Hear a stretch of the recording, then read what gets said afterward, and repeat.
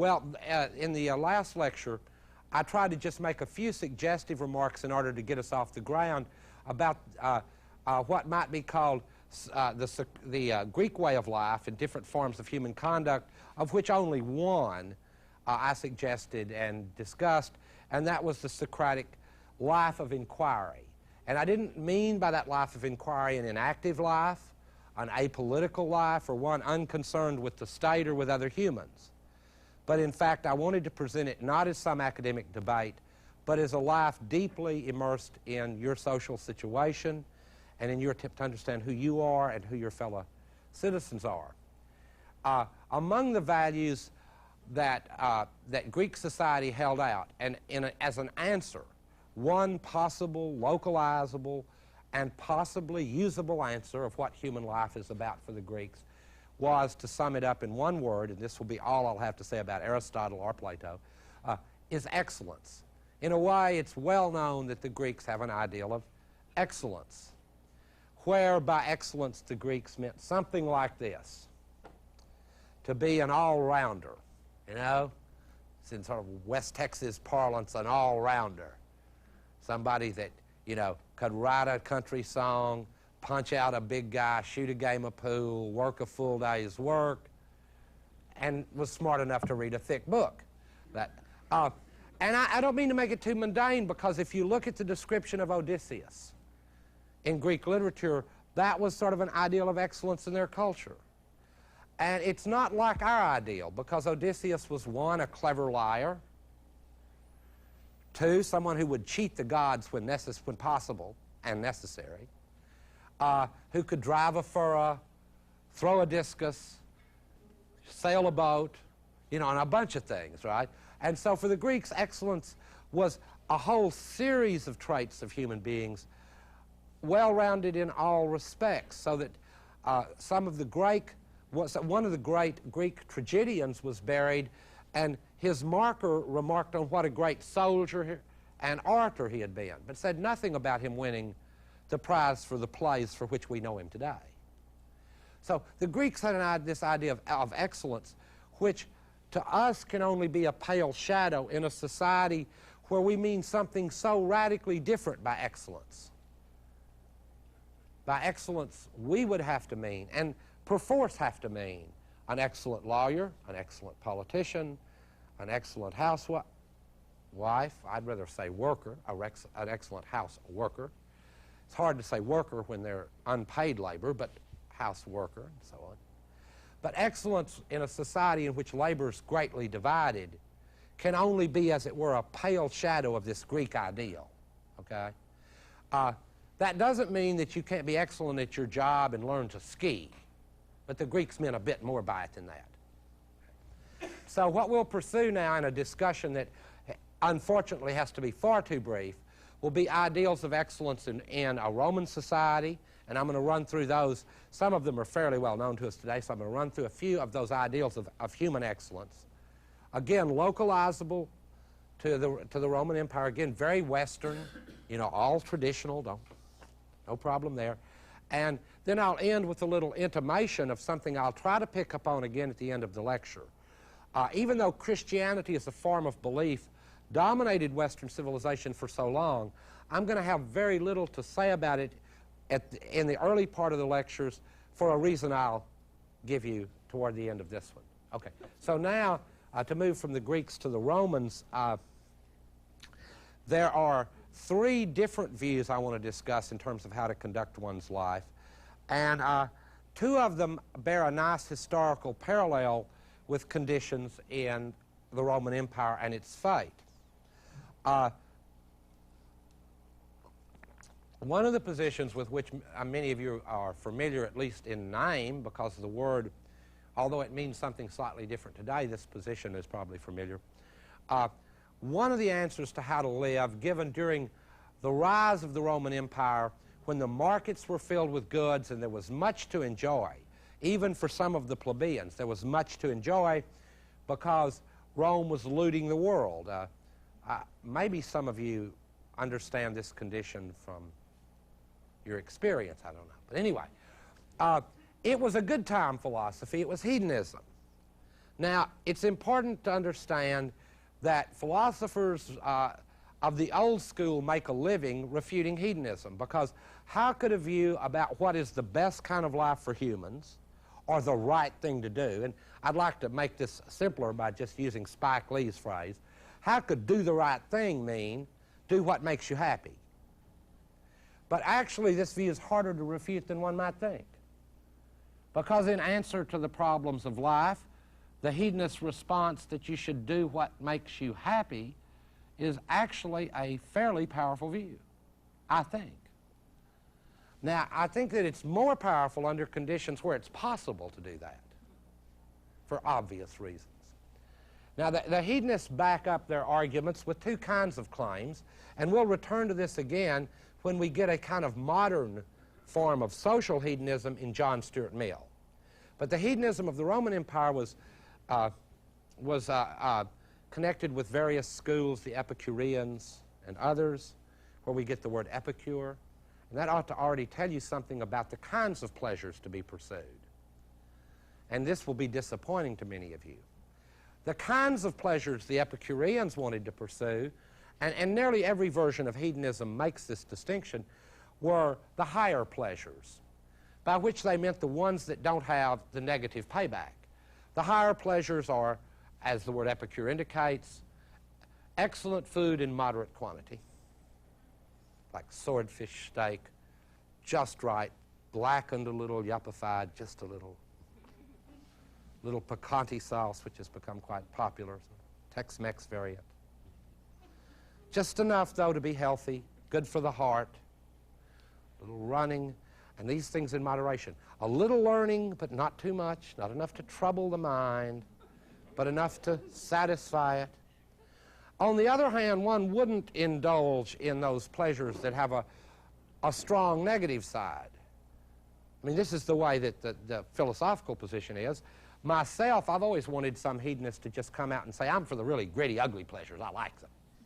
But that's not a view. I mean, I would defend partially that view, but that's not a view that is, philosophically respectable, although it may be even more plausible. Now, the lower pleasures are things like getting dog drunk, which provides a lot of pleasure until the next morning. You get a lot of pain. Falling dumbly in love, which provides a lot of pleasure and then gives a lot of pain. These were to be avoided because they led to a troubled mind. So those pleasures were, as it were, not, this was a very rational position, see. The idea is to maximize one's pleasure, so you follow the most rational course to do that. You go after higher pleasures that don't have a bad downside, and avoid the so-called lower pleasures that have this downside. A good drunk, again, our culture is familiar with this, just say no to drugs. Well, the reason for that can't be that they don't make you feel good. I'm an old 60s person, and I know better. They make you feel good, but they have a downside. So I'm not arguing, don't charge the stage. I'm not saying say yes to drugs. I'm just saying you'd be a fool to say they don't make you feel good. They do make you feel good. You ought to tell the truth about some things once in a while. Hell, it won't hurt. Even in Reagan and Bush's America, it doesn't hurt to tell the truth once in a while. Just don't get caught by your friends, okay? In any case, the problem with drugs, though, is they have this downside. The cocaine blues is a familiar, not only country song, but phenomena. Way up, way down. This view of seeking pleasure was quite widespread in a period when Rome had a lot of pleasures to seek, booty from all over the world. During the decline of Rome, a rather different view of the best kind of life for human beings arose, and I'll discuss it briefly too. And then we'll compare them, because the comparisons are interesting. And that's Stoicism. And just like hedonism still means something like hedonism to us, when we call someone a Stoic today, it still means something like what they meant by it, Stoic. Now, it's important to see that there is a connection between these modes of beliefs and the social and historical conditions that people are actually responding to when they form these beliefs. So when less booty is available in Rome, and Caligula's wasting a lot of it anyway, and scaring the hell out of you, one way to respond is with a set of beliefs of Stoic fortitude. And the word is that was important for them and that they used to model their way of life on is not like for the Greeks, excellence, or for the hedonists, happiness. For the Stoics, the word was apatheia. Now, I'm saying it in its Latinate form rather than in English, because if I say it in English, it's apathy, and you get the wrong idea. For the Stoics, apatheia was something you cultivated, unlike our society where they cultivate it for us, but I mean, apathy was something you cultivated, and it didn't mean withdrawal, except in the sense of a courageous stance against, as it were, the buffeting powers of fate, over which you had no control, so the best one could do was to buck up and face a bad situation.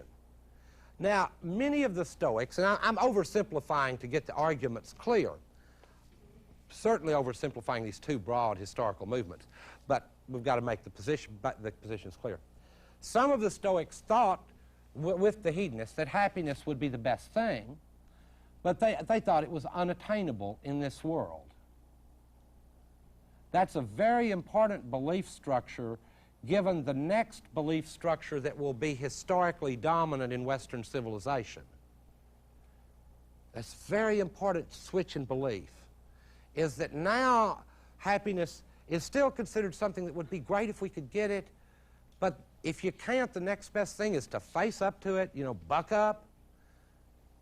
An attitude with which I'm still familiar, as I say, from my background, sort of the Texas attitude toward a drought. Well, you can't be happy living out here, but damn it, they're not going to run me off this place. Well, that's kind of Stoic.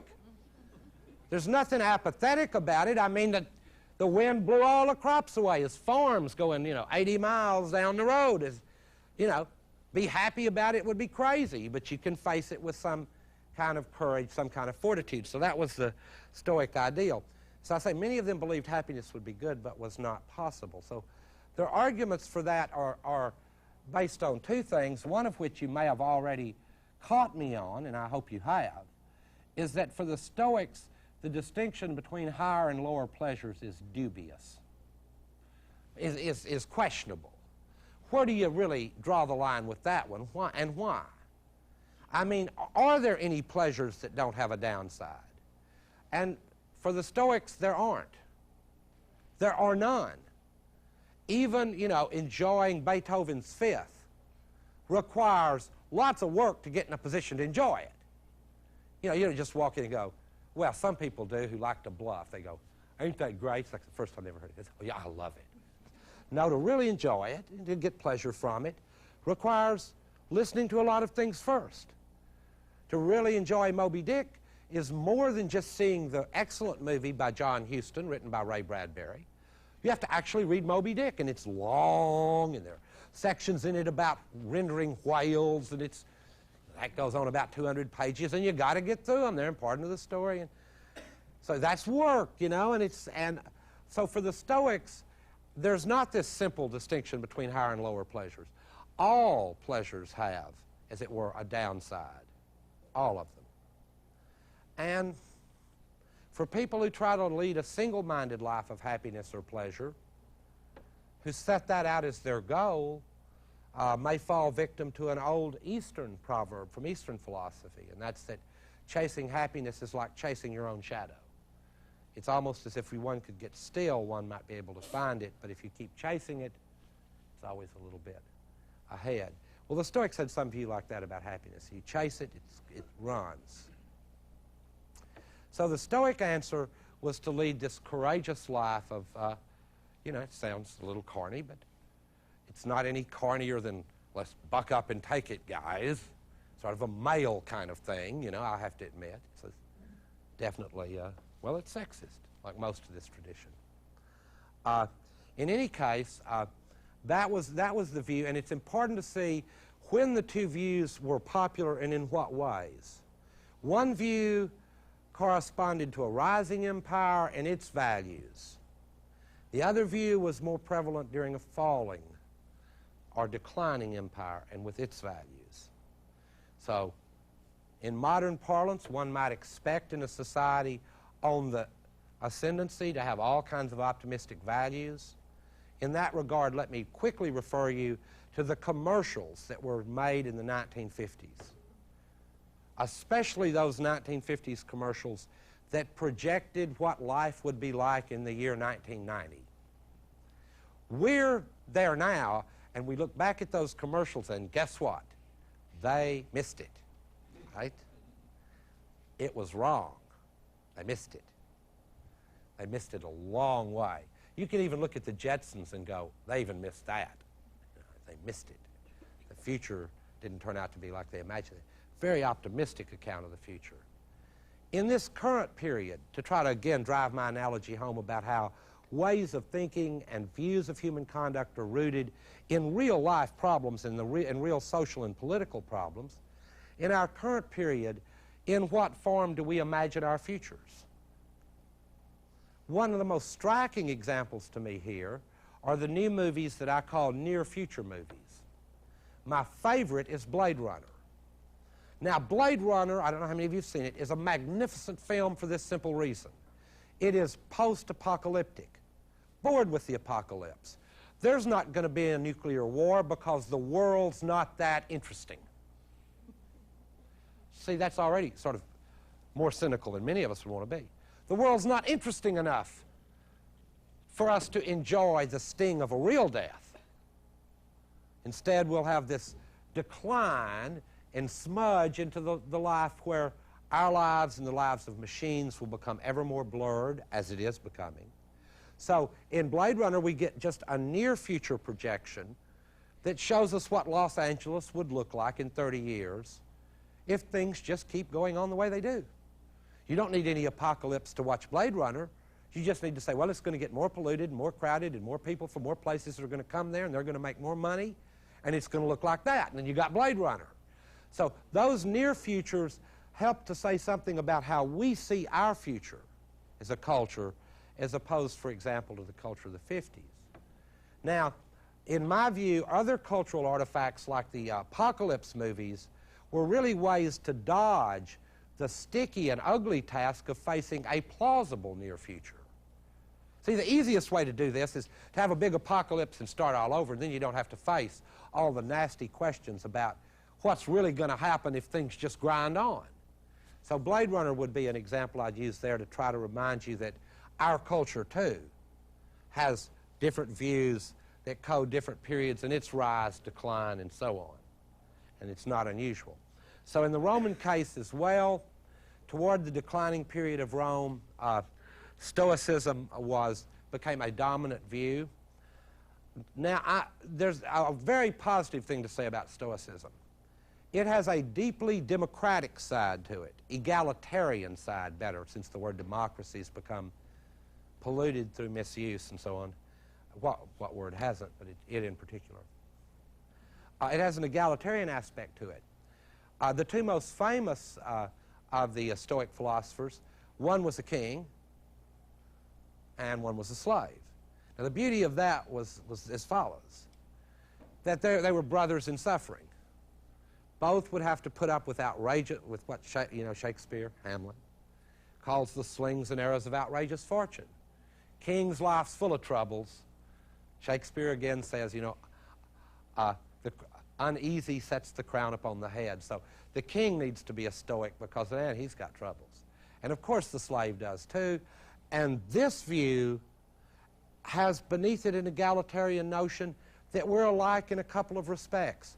We're all going to have troubles, and then there is that absolutely democratic institution that, as far as I know, hasn't been abolished yet, and it's death.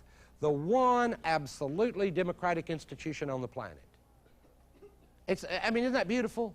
In a way, rather than to be sort of existentialist about it, that sort of dress in black 60s attitude about it, death is a kind of utopian concept for me because even the rulers have to face it.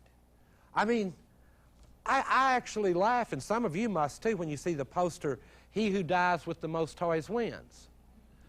You go, well, that's kind of a relief, In the end, Trump just has like 3 limousines at his funeral.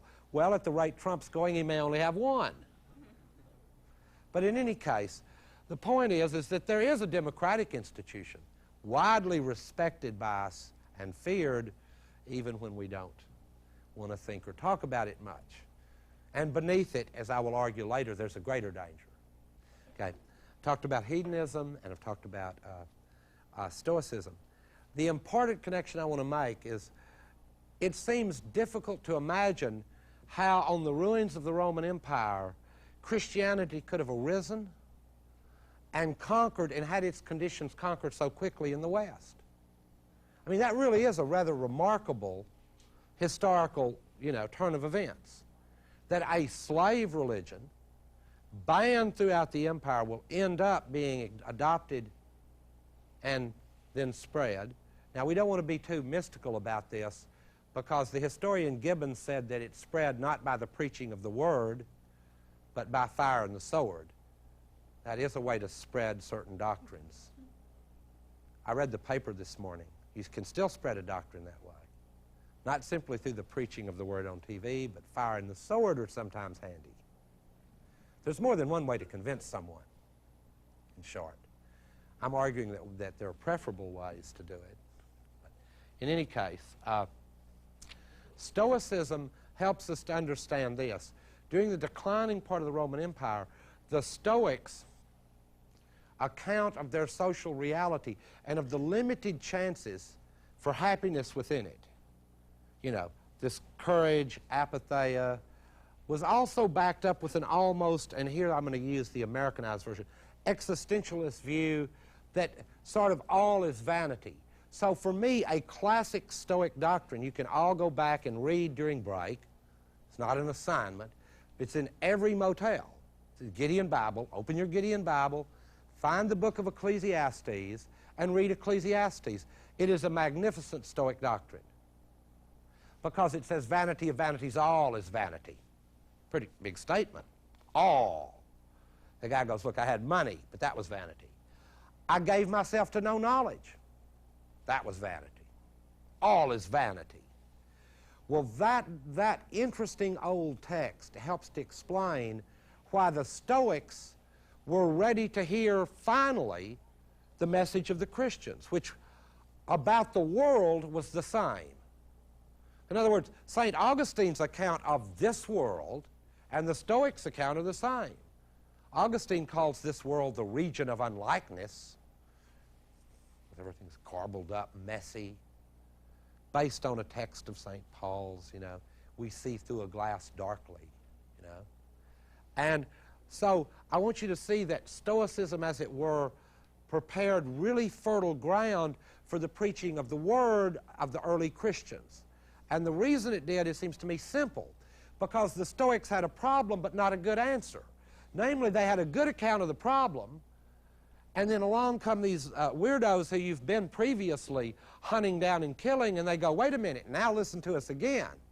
We know when you had all your power, this didn't sound so smart. Now you might want to listen. And then the answer comes, but there's good news. Although there's a world like this one, there's another one. When we discuss Freud, we'll understand why humans sometimes make such projections. While this world isn't working out, there's another one, and while justice won't be rewarded here, it will be rewarded there. While happiness isn't possible here, the right kind of life will give it to you there. So if you read Ecclesiastes all the way to the end, the reason Ecclesiastes is not finally a Stoic doctrine is because the preacher has the hope in his heart that the Messiah will come and there'll be an answer to these problems.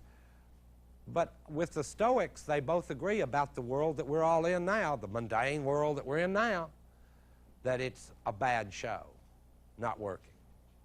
So that is the way in which these movements, and that's a very brief account, but that's the way in which these three answers to the human conduct arose in succession, sort of, not rapid succession.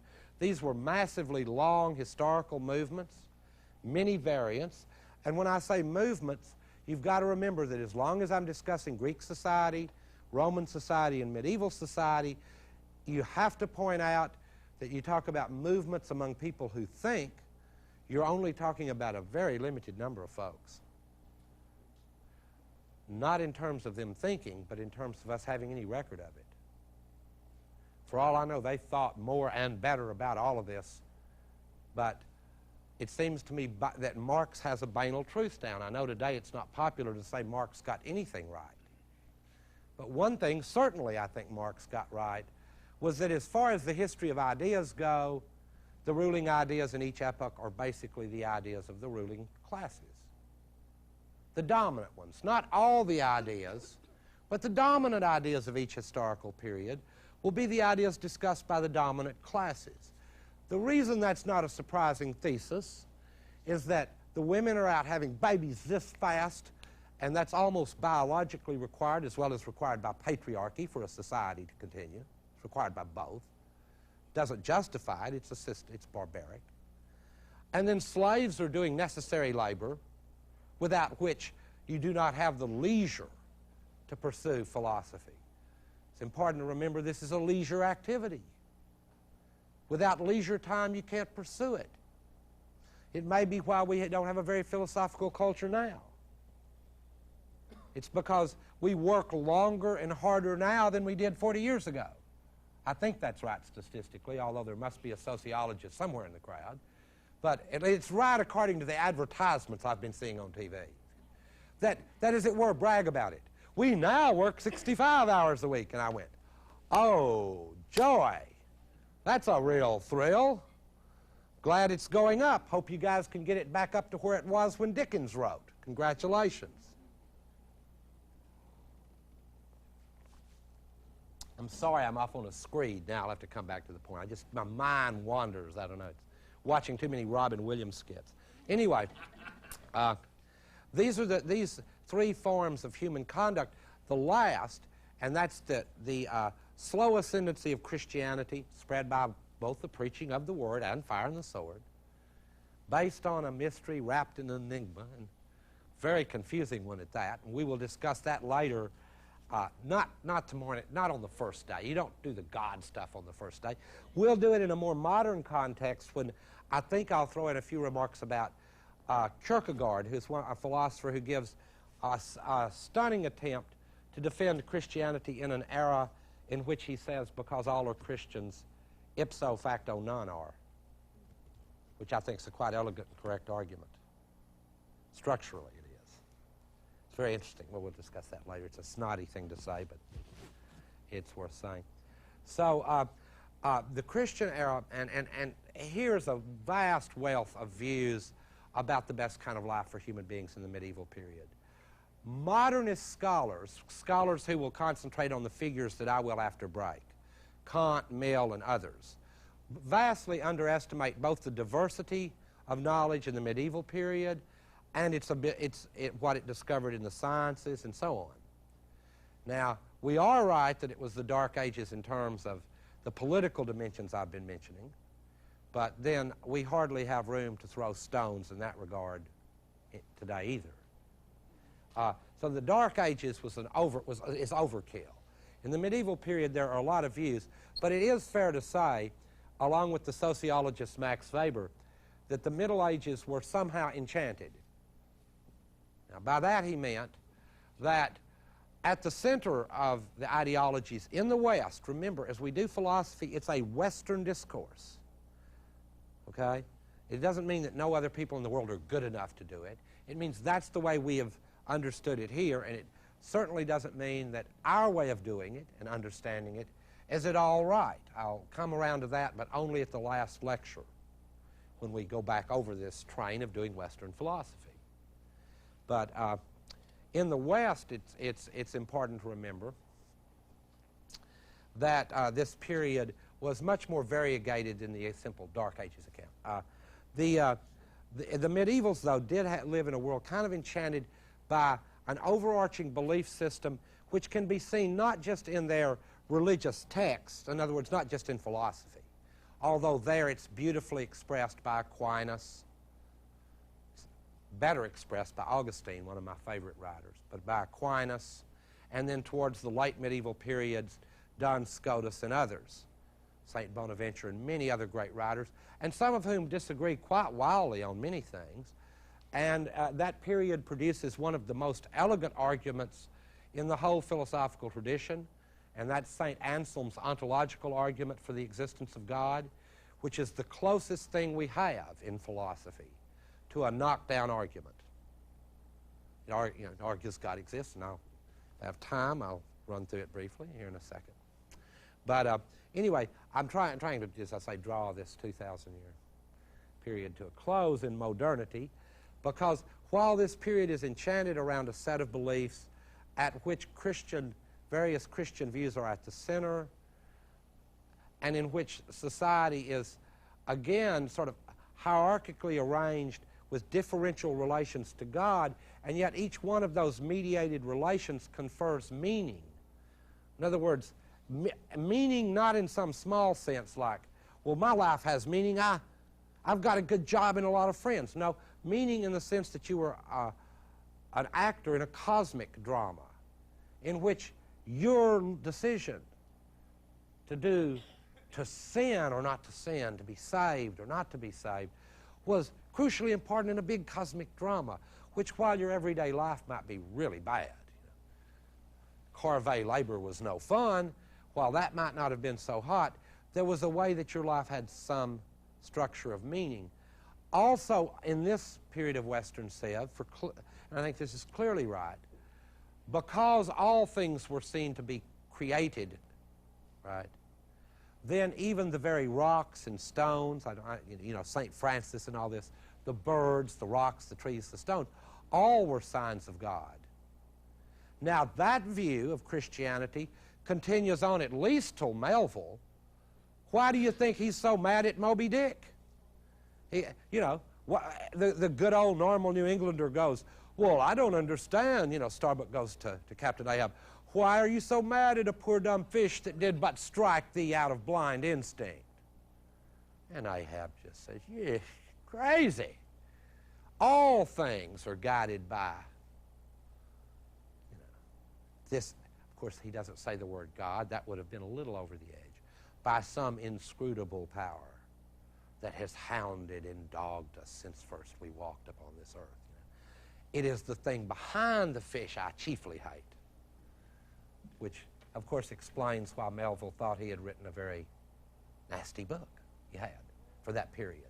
In any case, the world of Melville that he evokes there and the previous in the medieval period, which I don't think was in some practical ways at all over by then, and in some ways still isn't over, was an enchanted world. By enchanted, I don't want you to get the happy idea that that's a Walt Disney notion of it.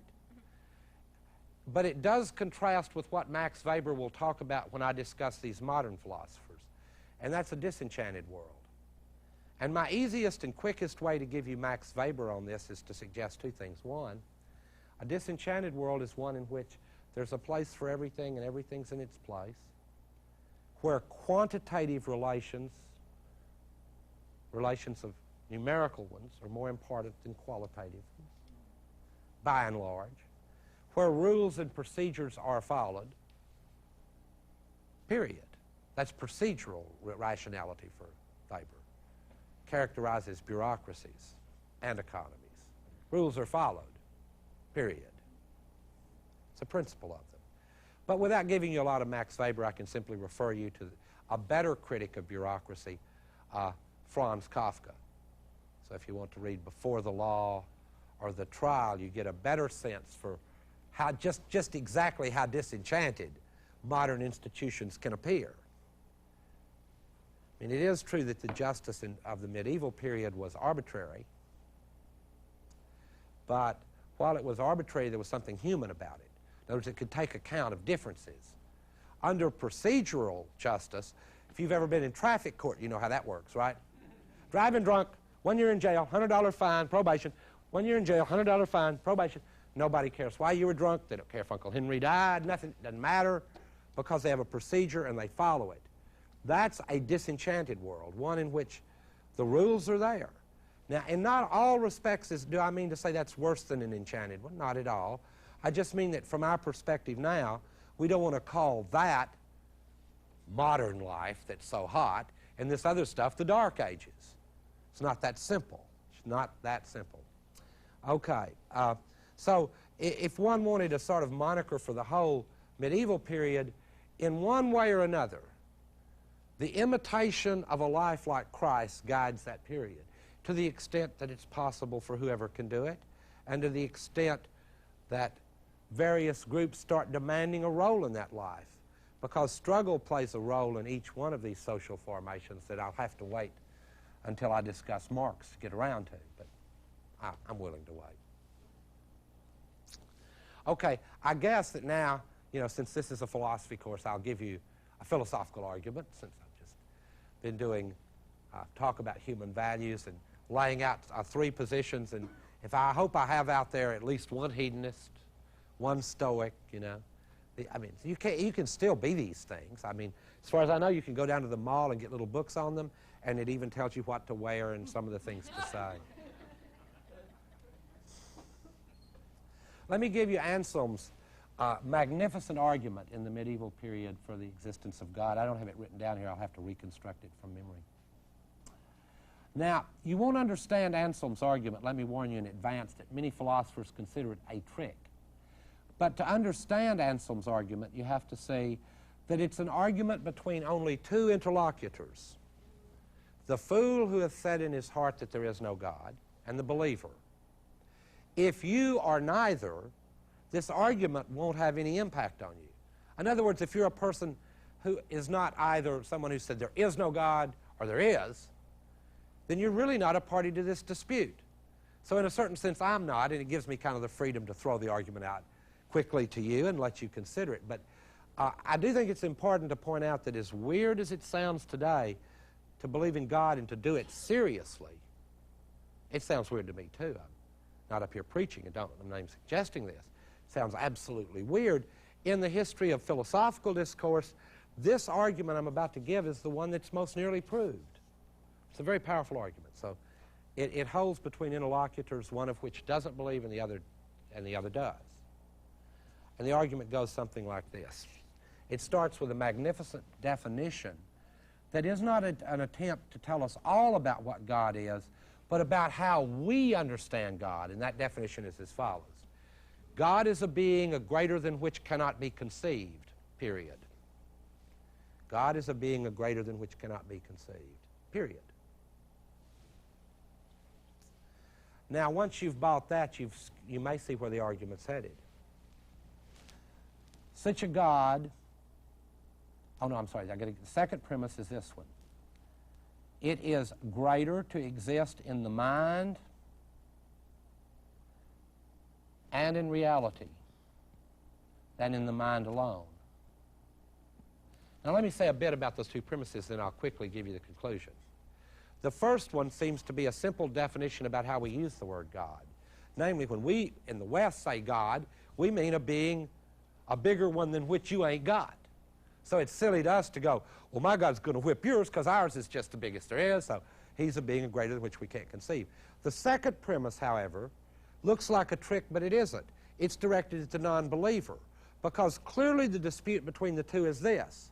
The non-believer also must accept the premise that it's greater to exist in the mind and in reality than in the mind alone, because what the non-believer is trying to argue is that God doesn't exist in reality.